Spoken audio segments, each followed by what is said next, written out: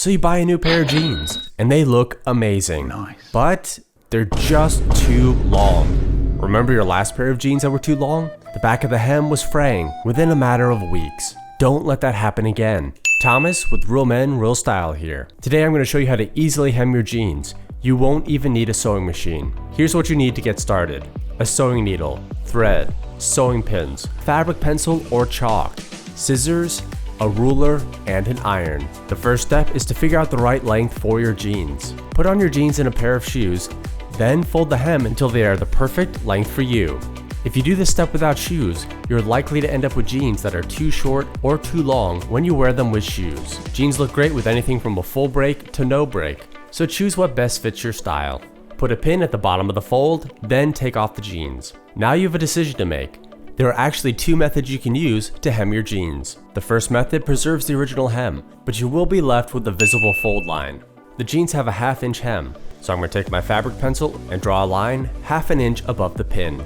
Go ahead and remove the pin.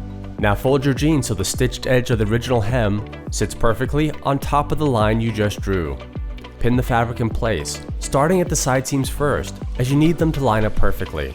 Now it's time to start sewing. Find a thread that closely matches the color of your jeans. We want this stitch to be as invisible as possible. Cut 3 to 4 feet of thread. We're going to double thread the needle for maximum strength. Pull the thread through the needle, making sure both ends are equal in length before forming a knot.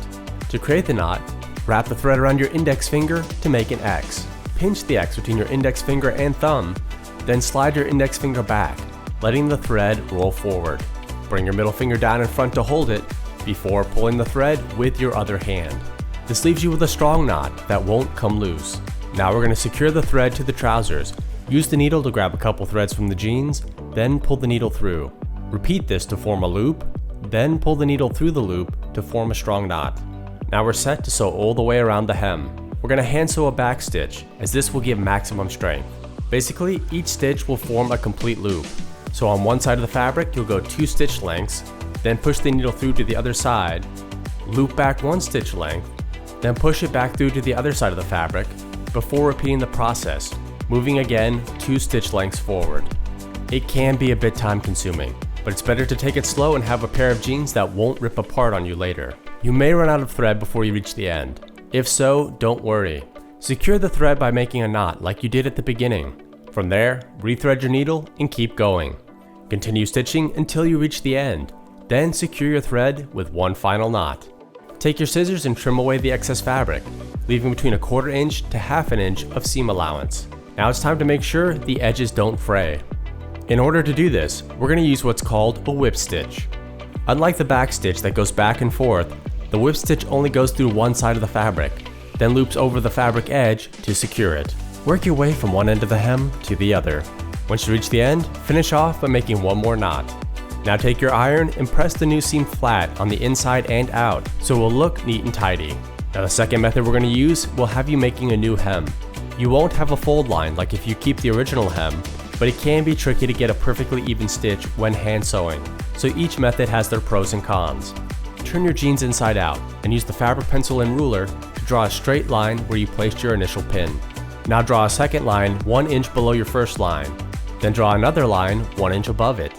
Take your scissors and cut off the extra fabric below the bottom line. Go ahead and remove the pin. Bring that bottom edge up to the top line, then fold it in half to prevent it from fraying. Use your iron to flatten this folded edge, then pin it in place. Since you're creating a new hem that'll be visible, try to find thread that closely matches the gold color of the original thread. Like before, double thread your needle and form a knot in the end. Now secure the thread to the fabric by pulling it through a few threads and forming a knot. Turn the jeans right side out. You'll want to focus on the outside so it will look as clean as possible. I like to take my fabric pencil and ruler and draw a line on the outside of the hem. This helps me keep my stitches a little bit straighter. Go along the entire length of the hem, using the back stitch method for maximum strength. Be sure to work slowly. Since you have contrasting thread, any mistakes will be highly visible. Once you reach the end, go ahead and secure your thread with one final knot and you're done. There you have it, gents. Your jeans are now the perfect length. But what about your dress pants? Check out this video, guys, where I'm going to show you how to slim and hem your dress pants. No sewing machine required.